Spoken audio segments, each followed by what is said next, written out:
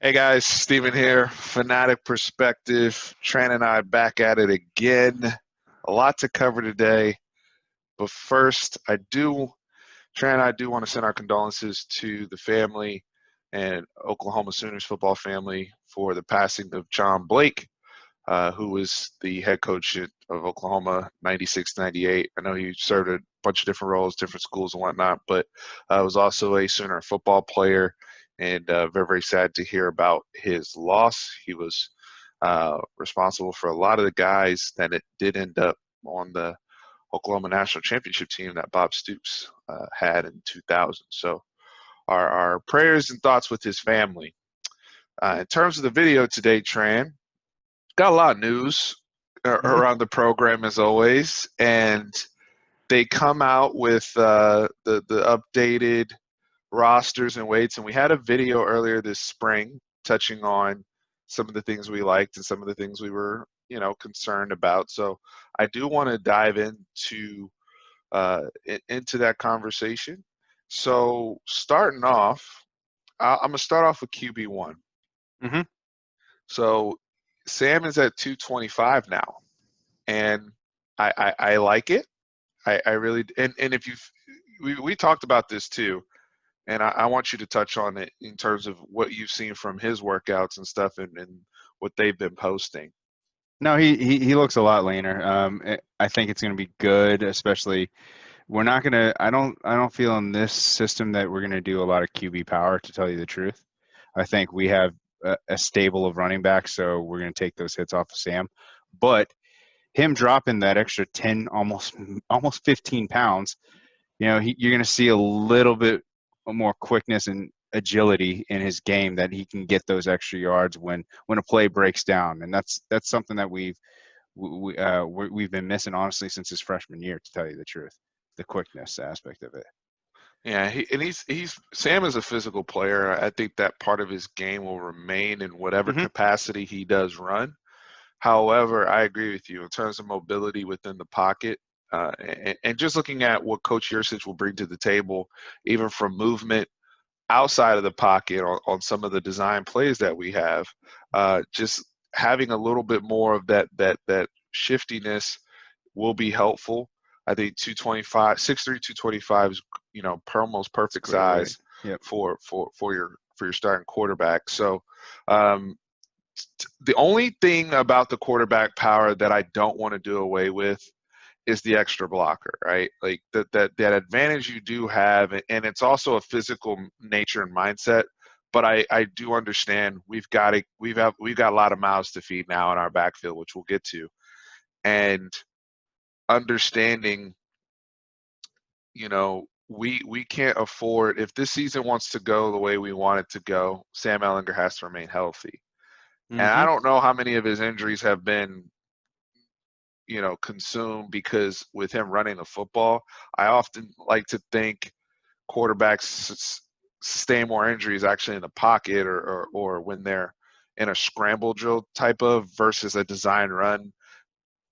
Even myself playing quarterback in high school where we ran the football a lot from the quarterback position, stereotypical black quarterback here. Oh, come And on.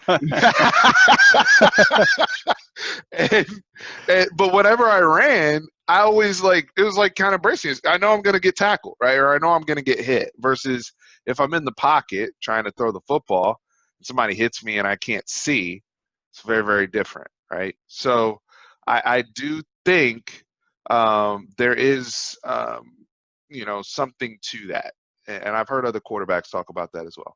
But moving on. Um, what else stands out to you, man? There's a lot So, of scuttlebutt around our big men too. do you want to touch on the big men first, Wherever you or? want to do, sure world. I just want to say, one of the big ones, the big red flags that we saw at the beginning of the of summer when we first did this was Ingram's weight being 235. I'm happy to see him back down to the low 220s. I just thought that 235 was way too heavy for him, and I'm glad that the summer work has paid off, and he's lost that fun weight, let's say, and he's getting back into playing shape. I agree, man. And a couple of you guys reached out to me on Twitter today about Ingram's weight. And that was something that I was really, really concerned about on our initial video over the spring. But he's now right back in line with where his weight was last year. Theoretically, he should be even healthier. And I also think we'll see the best of Keontae Ingram because, to my understanding, Bijan Robinson weighed in at the exact same weight, right? Mm-hmm. So you got a guy who's 18, 19 years old, already at 222, chiseled, got the Adonis frame, whole thing. He's rocking number 5. If you're rocking number 5 as an RB freshman year, you got juice, right? So all those things in there, I think this is one thing I'm not hearing talked about enough. The push in the running back room, I think you're going to get everybody's best. I think you're going to get Mm-hmm. Roschon Johnson. I think Roschon Johnson will be even better. I Mm-hmm. think Keontae Ingram, we're going to see the best of Keontae because they know there's a brother in the room, Mr. Robinson, who is going to be a problem. And if y'all come out and you're ineffective early, you will be removed, right? So it's the only advantages they have is that they have is really on the side of experience, right? Other than that, the as we see things play out, because we haven't seen Bijan Robinson play at Texas yet. The hype Not is yet. there, but we haven't seen it, right? So the advantage I feel like though with Keontae and them is just being pushed, and you see the best come out of guys in that scenario. Yeah. Yeah. No. It's you're gonna see him try to give it his all, especially him being now the upperclassman. He's also got to be the leader. I mean, Trey Watson did a lot for him, I think, when he was younger, and I think Sure. it's time for him to kind of pass that torch to the young stud, and not actually pass the torch to him, but just show how it is to be a big time football player at a big time university. So one of the other things you've seen too in the past, Mike Yurcich does favor. Now he had several running backs even at Oklahoma State, but his running backs, they do get the football. That's been Mm-hmm. an issue for us under Tom Herman, when Tom Herman was calling plays and when Tim Beck was calling plays, where the running backs weren't even touching the ball enough. And what that can open up, and I think that was also something that played into the lack of big plays we've had in the past game, because some of that play action stuff and play design stuff, if we're not keeping teams honest and we're only kind of doing the whole 8 to 10 carries for the backs, all the other carries are the quarterback, and then we're throwing the ball all over the place, that balance isn't there like it needs to be. And I think with them trying to run more plays, again, they want to be one of the most high tempo teams in the country. They want to have a certain pace.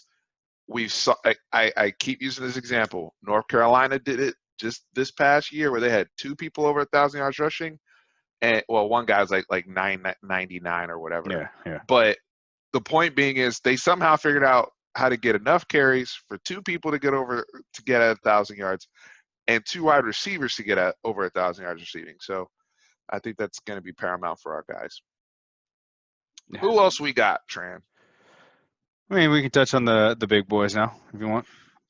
Before we get there, I want to give a shout out to Zero Black, aka Tariq Black, rocking number 0, the Westbrook of the team. I love the fact that this young man's just come onto the squad and immediately took up the 0. Shout out to He's not from Oakland, is he? Isn't he from the Northeast?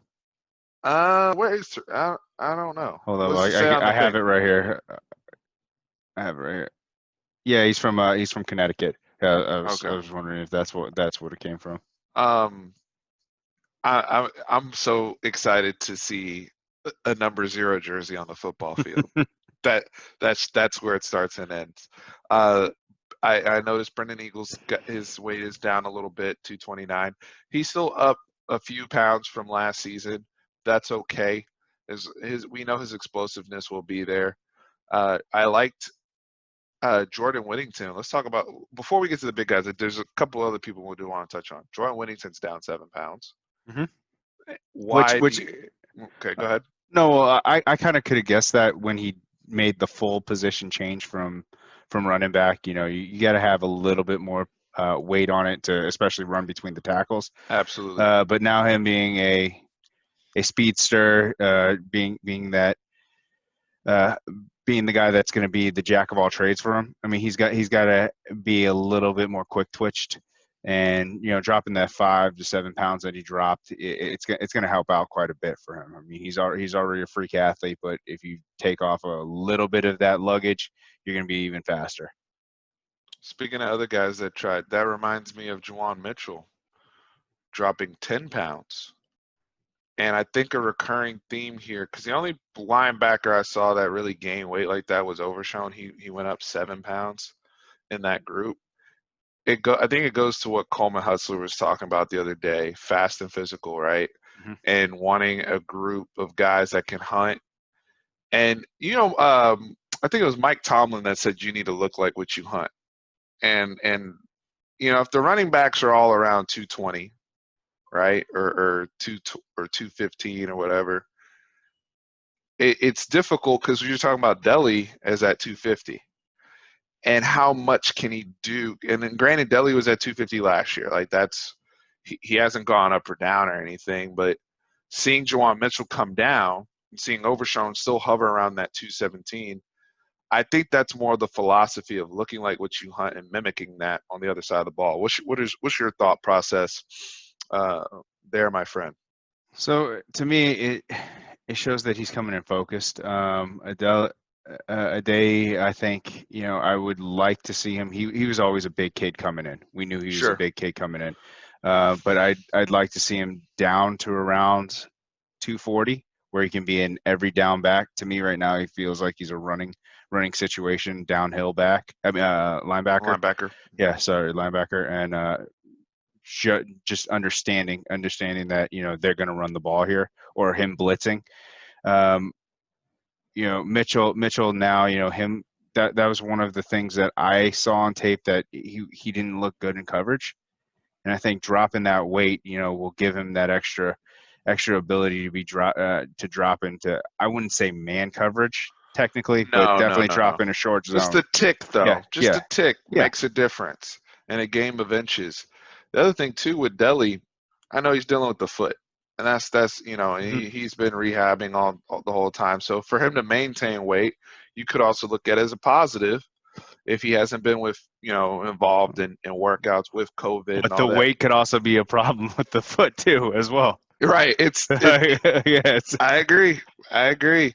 Anybody, since we're kind of shifting over to the defensive side of the ball, were there any DBs that stood out to you?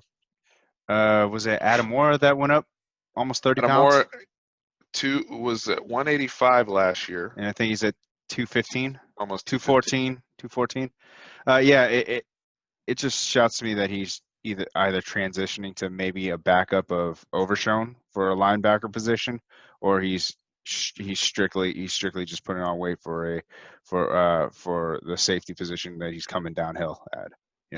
He's gonna play nickel though. They have him penciled in at nickel, Okay. like kind of like what PJ Locke used to be, like a bigger nickel. Because remember, it was supposed to be him versus Anthony Cook.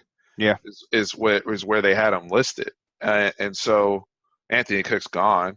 Yep. So now It's his position, it's his obviously. position. He's playing But nickel. Now we've seen bigger nickels before. I mean, Josh Thompson was our nickel to start the season last year, right?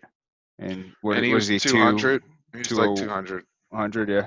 Yeah. But I mean, that 215, that's a big guy covering arguably the best the quickest wide receiver Shiftiest guys. Yeah. And on we'll this. see. I do think though with us, that also comes into the play of how much man coverage we'll really play versus what type of zone coverages Mm-hmm. we'll have and responsibilities of that sort in terms of because I don't think we'll be manning up as much. There, you always have to still play man, and then within zone, Of you still need course. to play man, right? You still have to Of match up course. within your zone. I feel like I say that all the time. However, uh, there will be more built-in mechanisms to keep guys safe, and try to, because I think going over to the big guys, they're trying to get. It seems to me they're trying to get beefier up front, right? Have Mm-hmm. that big time size, mimic the Clemsons, the Ohio States, the Alabamas, where they're just massive up front, and then you have speed behind them to just fly to everything. And I'm on board with that plan. I'm absolutely on board with it. We've had discussions about it that, great defenses are predicated off of defensive line play. So if Quickest way to making the playoffs is your defensive line, in my opinion. yeah, and if In and college football. guy very close to me is Keandre Coburn.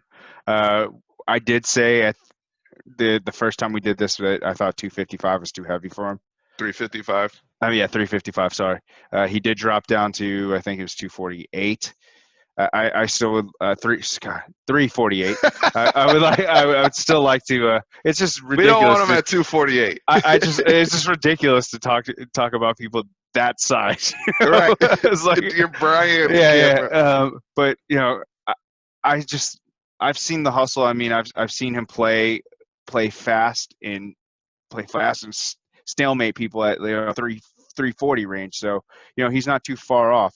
But then we have Tavondre Sweat, who's at the same weight too, which is we're gonna have a nice rotation with those two. You can't double team both of them. And as long as they're an athlete, which they are, we know they both are. They will, over the course of a game, they just lean on those on the offensive line, and it's going to tire them out. And then we allow our quick guys on the edge. Majomo, who I think has a great weight right now, 276. Yeah, and then your boy Osai, who's at 253, who could come off the edge as well. So I like that. So I'm very happy with the work that so far I've seen them put in. Or maybe they did one of those things where they just put on the weight, they put on just whatever weight they thought they were at the beginning of the season, and then, oh look, this is all the work we put in, and they lost this weight, and now we're down here. I don't think that's the truth, because I am seeing the videos of them working out and putting in a lot of hard work, and it's showing. I mean, I haven't seen anything that jumps off the page to me that just absolutely terrifies me, that they're not handling their nutrition right or their workouts right. To be honest with you, I haven't questioned the strength and conditioning program in terms of people's work ethic, because I know the people are going to come on here and be like, you haven't questioned the strength and conditioning program. Everybody got injured last year. What are you talking about? That's not what I'm talking about. I'm talking about in terms of effort, in terms of people being engaged in the program and really, really being serious about taking care of their bodies. I haven't been concerned about that in maybe 4 or 5 years, to be honest with you. I feel like even the guys that have come and gone recently who haven't had the most on-field win-loss success, they're hard workers. Nobody's like, oh, that guy left didn't do enough to prepare himself or could have. Now, and some of this also is by the advice and strategy of the coaches. If we want to play you at a certain position or a certain spot, we need you to need you to look a certain way, right? So there's some of that too, and whether or not we as fans agree with how that person's being utilized. So it's not always on the player. But I haven't, like, there was a time here at Texas where we had the smoothie machine and you were hearing and then we have the strength and conditioning test, and you hear about people not even like struggling with things like that.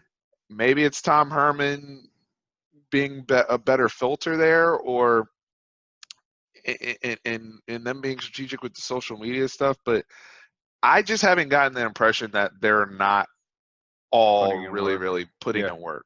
Yeah. So I don't worry about that there. And the point with I'd like this Sweat and Coburn combo from a standpoint, they're very rarely going to be on the field together. Oh no, I get that. Probably only in like short yardage situations.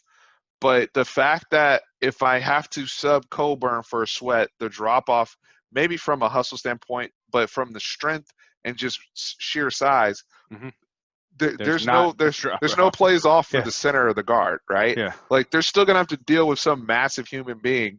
And that's what the Clemsons and the Alabamas and the Florida, all these schools, right? Georgia, all these schools have guys where they're rotating people in and out, and all those dudes end up in the NFL. I got a question about you. So one thing that we've always touched on, for the last couple of years, is that our special teams hasn't had any blocks really.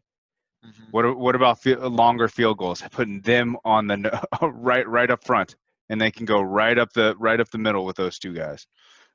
I need my man Alfred Collins to be in there. I need my basketball player Yeah, to get some vertigo. How about he goes right behind him? He's the guy who goes right behind him. I'll do that. They just take the hit and he just goes up. Yeah, I'm all for it, man. That middle push, and Yeah. any of you kick a ball low, it's getting blocked. Yep. Period.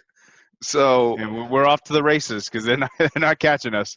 I do like Alfred Collins, 6'5", 305, grown ass man. He was my guy from this whole class. So I've been on board outside of Bijan. I feel like running back is just easier to shine right off the bat, right? But from a standpoint of like people that will really, really make an impact, like a real tangible impact, like the game is different when this person's in, is Alfred Collins for me. And I like Vernon Brown, all these guys. They weighed in very, very.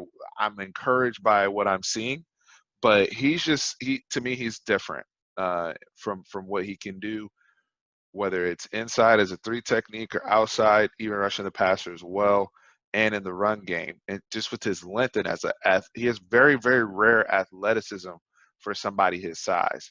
So I'm very curious to see how, Oscar Giles, Coach Hagan, Chris Ash, how they use his snap count development, those type of things. Anybody else we want to highlight or touch on? Is there anybody who I was concerned scrolling about? through it, and do you remember what Daniel Young's weight was last year? 230s, I think. 230. He's down to 215. Maybe I'm high on that. Yeah, I mean he I looked might like be a high big on back. that Let me check it out real quick. for But 2019. I Are mean you if asking because you want him to move positions? Why are you asking about Daniel Young? No, I mean, so he was always the power back, obviously. He's 220, so he only lost 5 pounds. So no, no. Okay. I was tripping on him. He always He seemed like he was. looked Yeah. bigger than what I guess he was. But no, Sam, I think Sam losing that weight's great. Ingram losing that weight. He just Yes, he looks looks. good. Yeah. Yeah. I agree. I like it. I mean, I like the weights that I see. Nothing really jumps off the page to me. I'm liking Jared Wiley growing up, starting to get bigger. And I think because he hasn't gained or lost any weight, but the thing is his body does look different. I think they've converted a lot of the fat to muscle with him. You remember when we saw him in the first orange white game?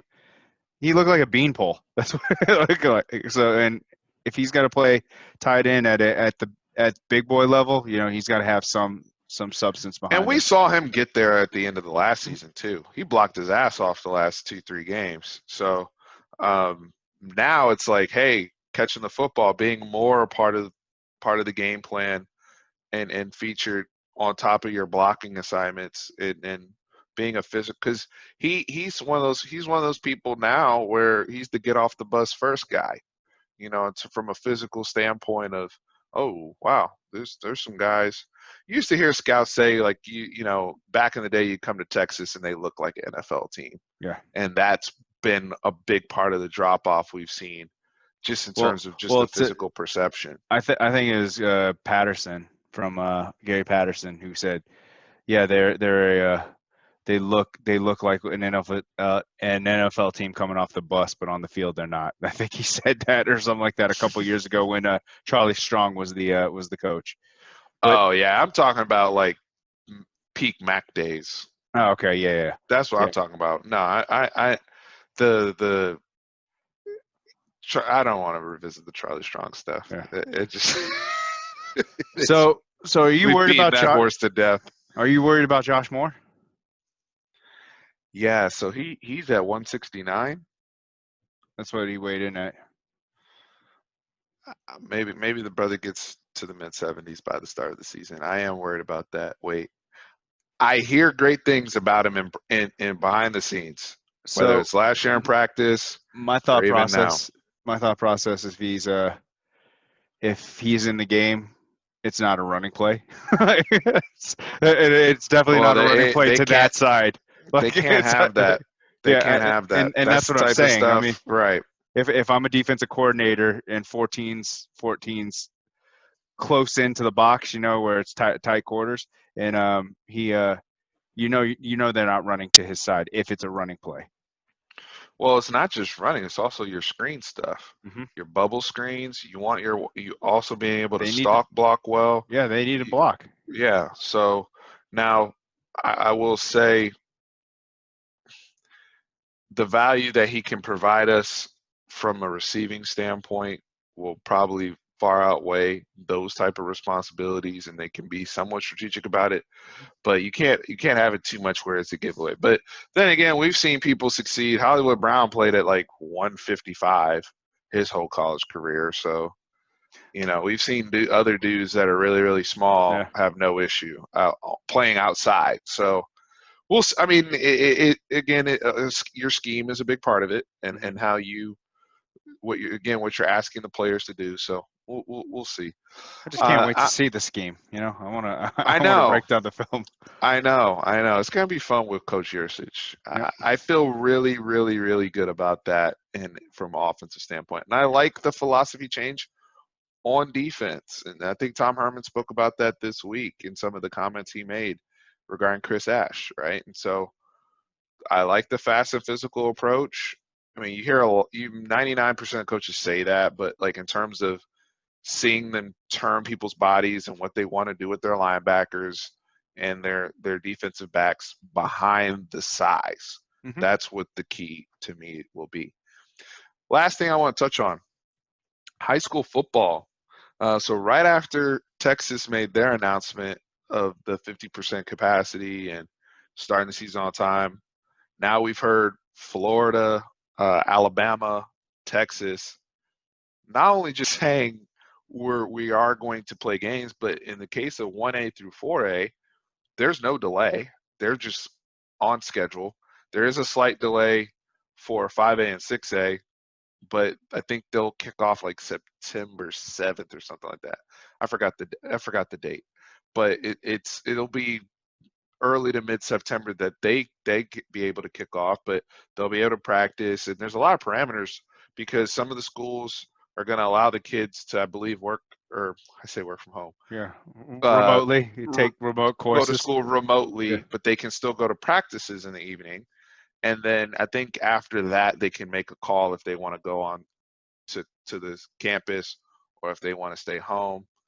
And how I think if for a lot of these schools, because I want to get your opinion on this, especially since you have kids. I know you don't have high school kids, but just having children and seeing the decisions that parents having to make, as well as the kids, because at the NFL level, they can isolate themselves. We will see how they handle it, but baseball, I think, hey, opening day today with Nationals and Yankees, they made it to this point. The NBA is scrimmaging now. They've made it to the point of having the bubble. College football, they'll be able to if the kids don't come back to campus, then you can really isolate kids and they can afford testing. How is that going to work at the high school level is my big question.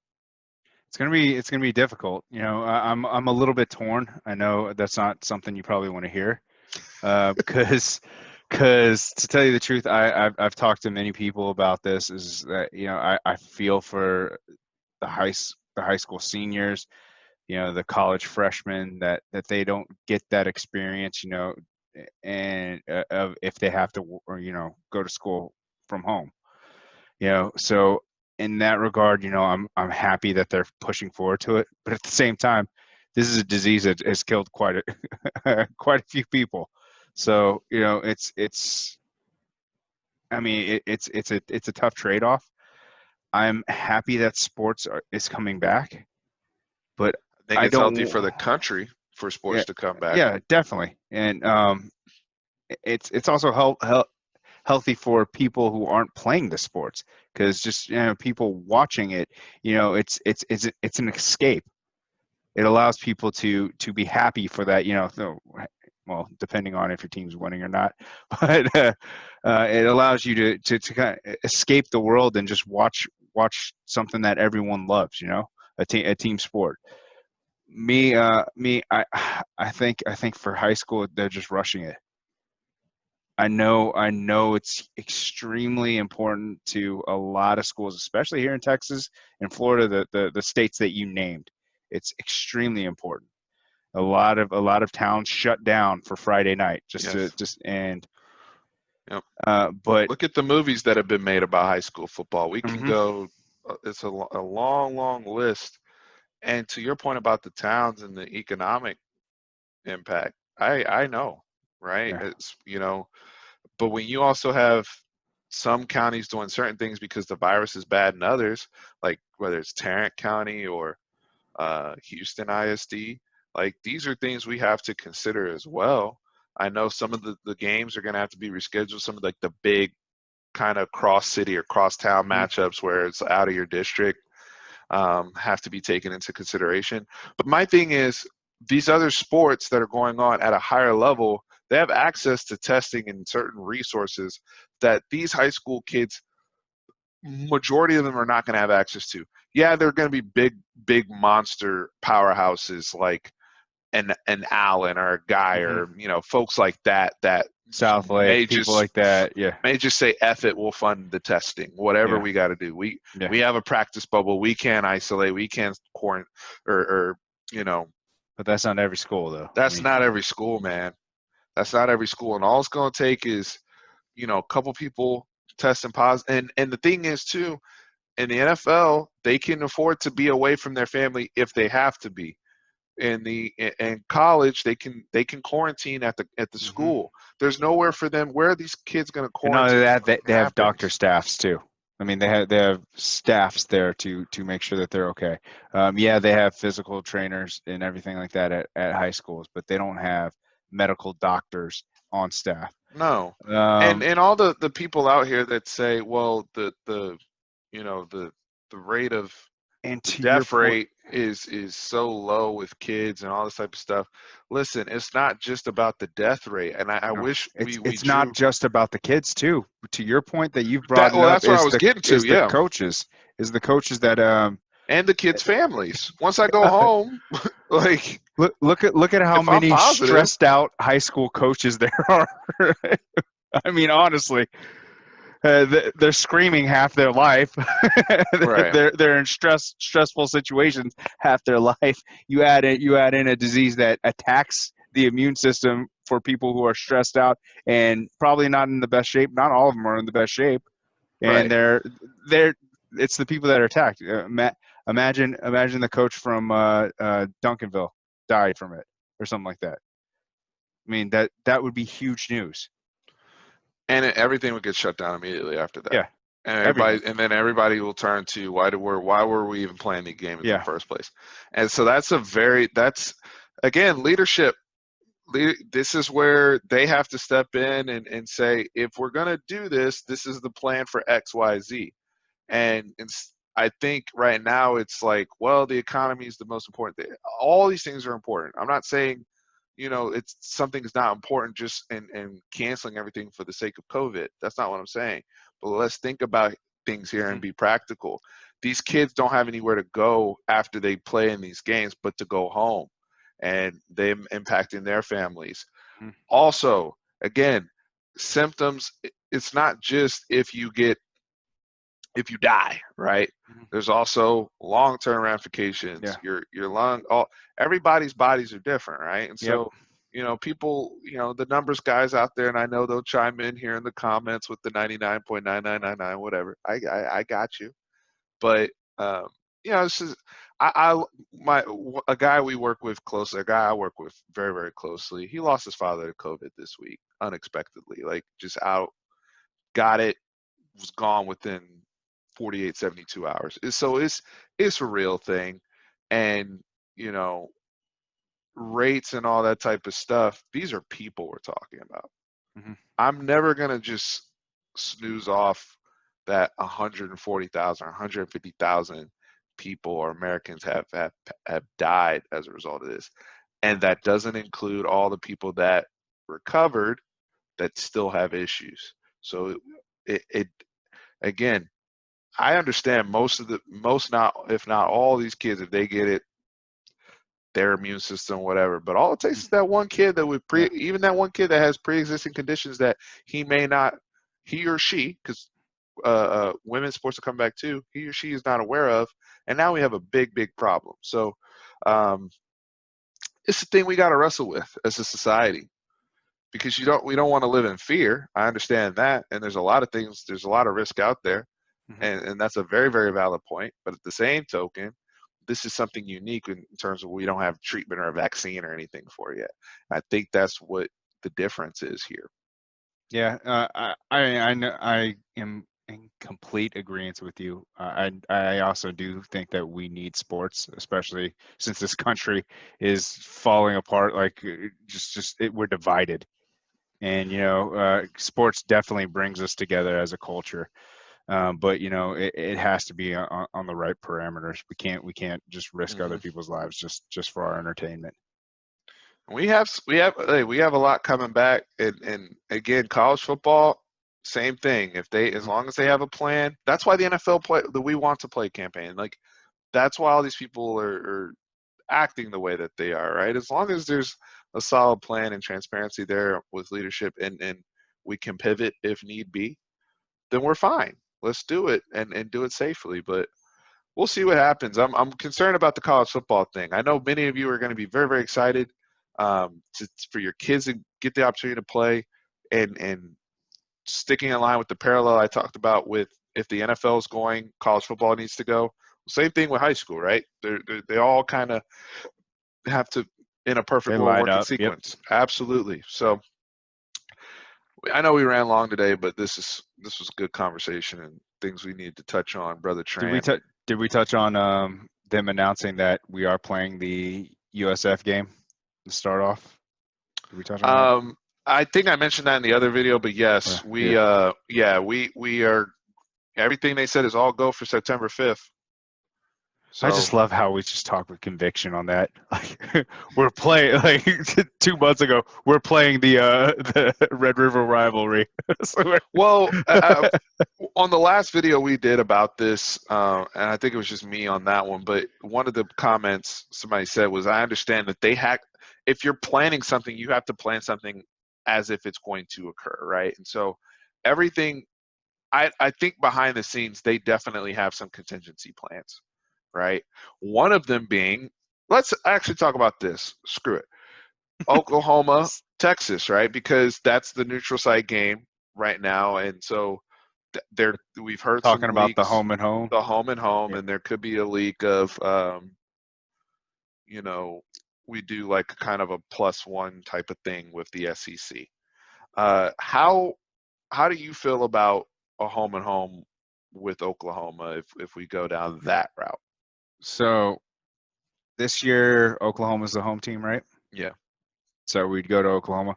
I like it at the Cotton Bowl. So if we did it, I'd just like to just go there this time, play them, and then just go back to the Cotton Bowl.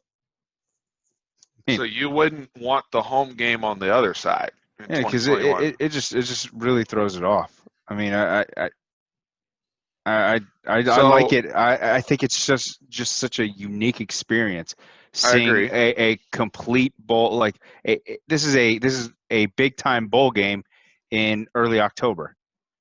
Half the stadiums one color, half the stadiums the other color. See, I slightly disagree. I would want the home game. I don't care because that to me that wouldn't be fair, right? Like I would still want the return home game. And the other reason why I say that, if we're going to go down the path of, hey, I'm with you on sticking to tradition and it should be at the Cotton Bowl. If but with it being, the state fair is closed, it doesn't really make sense to have it there. Just the whole nature of it with where it is in Dallas, it doesn't make sense. Then just why, I don't know why Jerry World wouldn't take it, and we could still have fans there. I mean, yeah, I To said that me, to that would begin with. be. Yeah, I agree with you. yeah. I think that would be a better move than a home and home. All I'm saying, if we do a home and home, because I, I I don't want to.